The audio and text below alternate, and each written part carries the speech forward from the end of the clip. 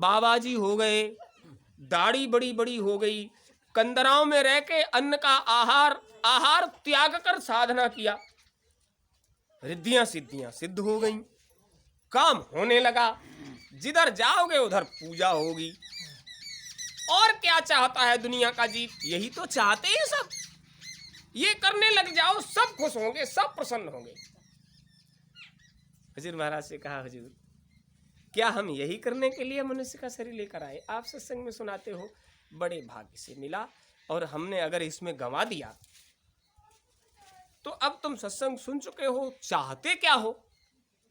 हुजूर बिल्कुल सही बात है कि पैदा करने वाले पिता भी यही चाहते हैं कि हम ये करें, क्योंकि वो भी भक्ति करते हैं। हम ये करेंगे तो जिस काम के लिए आए हैं वो हम नहीं कर पाए। इसलिए हुजूर जिस काम के लिए आए हैं वो काम हो जाना चाहिए। तो उन्होंने कहा सीधे से, तो फिर चले जाओ, दरबार लगा हुआ है, वहां जीते जागते देवता बैठे हैं। दादा गुरु, मंदिर में तस्वीर किसकी है? दादा गुरु की। बोले वो जीते जागते देवता बैठे हैं, तुम वहां चले जाओ, उनके आगे प्रार्थना करना और उनसे ये कहना, हुजूर ये जो कुछ हमको हमारी मेहनत से मिला है, अब ये सेवादार हो गई रिद्धियां सिद्धियां, तो जो कुछ हमें हमारी मेहनत से मिला है उसे आप ले लो, और हमें साधन भजन, सेवा, सत्संग और साधना, बस इसका आशीर्वाद दे दो।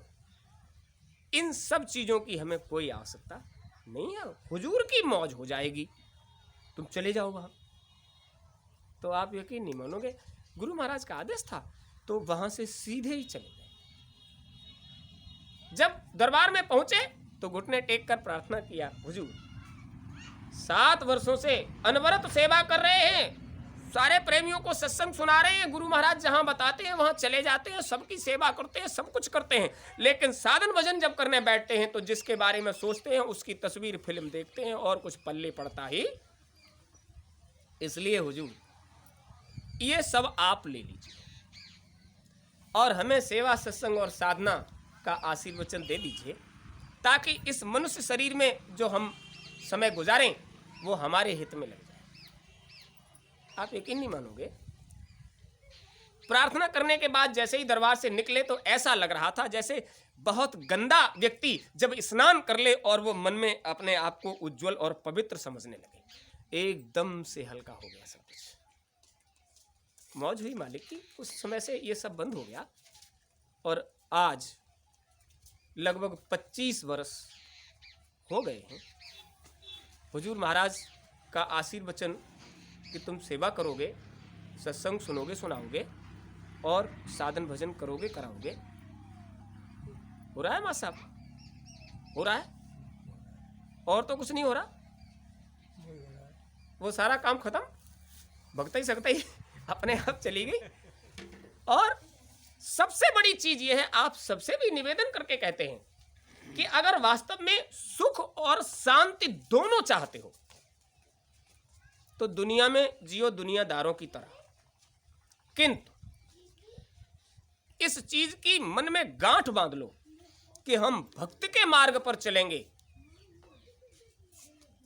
जो भी भक्ति के मार्ग पर चला है, जीवन का हर कदम दलदल में पड़ा है, लेकिन वो फंसा कभी, ये खास बात है।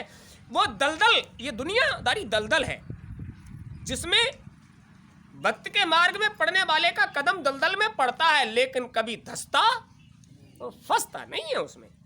तो इस दलदल में भी आप पार चले जाओ, कितनी बड़ी बात।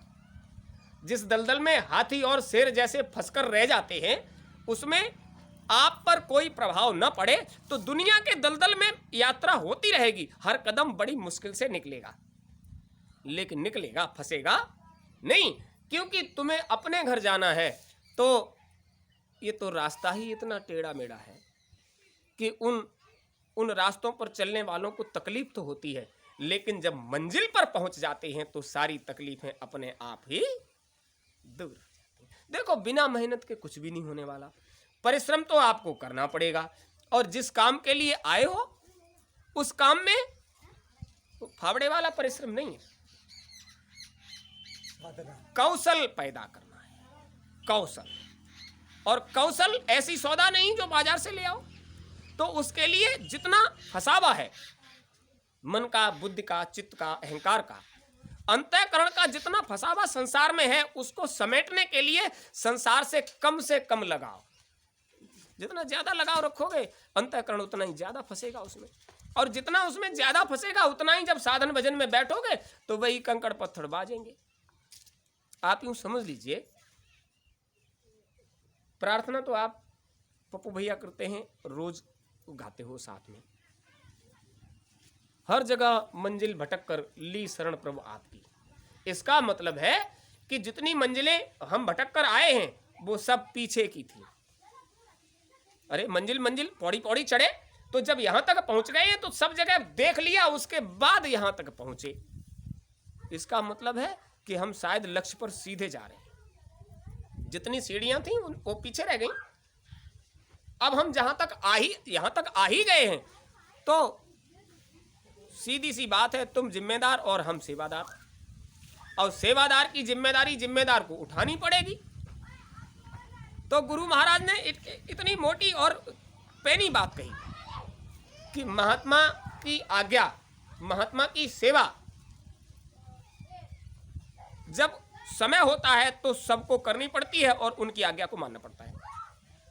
एक बार की बात बताएं, दादा गुरु महाराज को कहीं ले गए, शाम का समय था, बरसात के दिन थे। उन्होंने कहा बच्चा थोड़ा भोजन की व्यवस्था कर लो कुछ। तो वहीं ईंटें रखी और गुरु महाराज ने हंडी जला दी, तो करना ही था।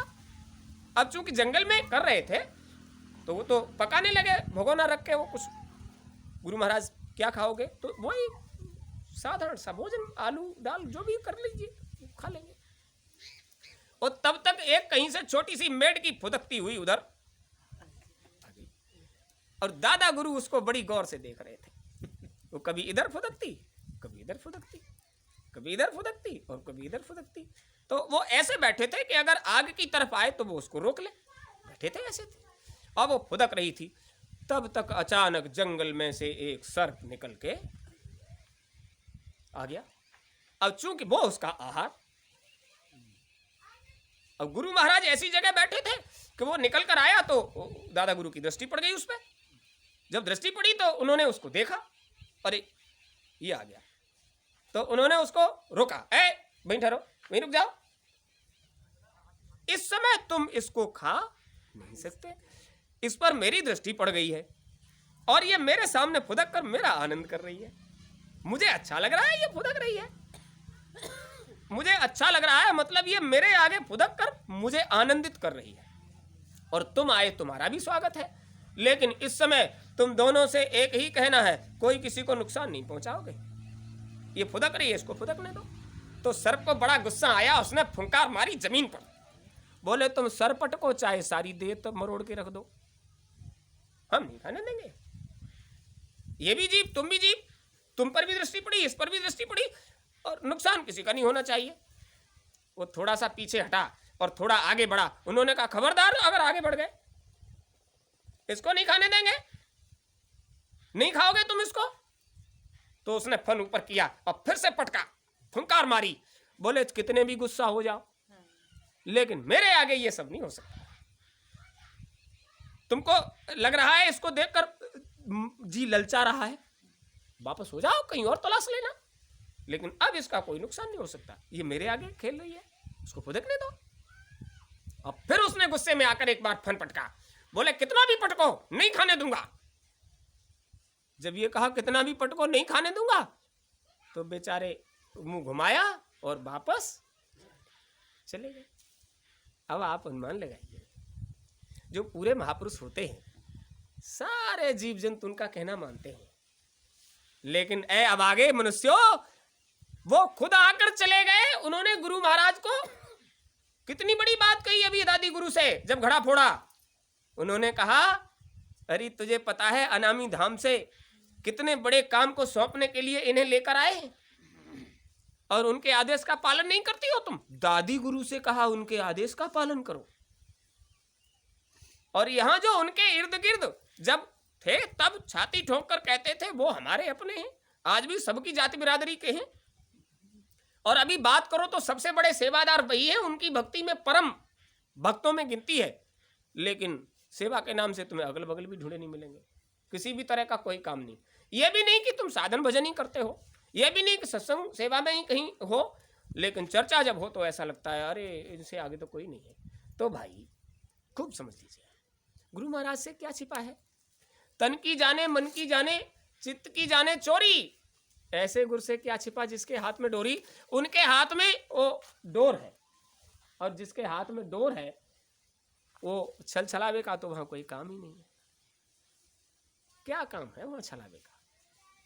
आप लोग यहां बहुत लंबे समय से आ रहे हैं, ठगई और छलावे की कोई चर्चा कभी आपको मिली यहां? कई प्रेमियों ने ऐसी बातें कही, अरे फला को देखो, उसने ऐसा कर लिया, उसने वैसा कर लिया। हमने कहा जिस समय गुरु महाराज के आश्रम की नींव रखी गई थी, मंदिर के लिए नींव रखी गई थी, तो लोगों ने कहा पैदा करने का एक बढ़िया नायाब तरीका निकल रहा है। आज ही की चर्चा बताते हैं आपको। सुबह जब लोगों ने घेरा तो हमने ये कहा भैया वर्ष में 7 कार्यक्रम आश्रम पर होते हैं, छोटे बड़े सब। क्या आश्रम से कोई सेवादार झोली झंडा बोरी झोरा लेकर तुम्हारे घर पर कभी कुछ लेने आया? नहीं। तो अच्छा कोई परिवार ऐसा बच जाता है जो उधर जाए बिना खाए बिना बांधे आता हो? नहीं। हाँ सो तो खाते पीते। भैया गुरु महाराज का दरबार है, सेवा करना कर्तव्य बनता है तो करो, नहीं बनता है मत करो, लेकिन प्रसाद लेना तो कर्तव्य बनता है। शायद खाते पीते ही तुम्हारी बुद्धि में कुछ परिवर्तन हो जाए। हम इतना कमा नहीं पाते कि हम अपने बच्चों का भरण पोषण करें। सही मायने में आपको बताते हैं, जाने कैसे क्या हो रहा है हम आपको नहीं बता पाते। जाने कैसे होता है, क्या होता है, क्या करते हैं, कैसे करते हैं। नहीं तो यहाँ जंगल में रहकर इतना सब होता रहे और किसी को कुछ पता न चले।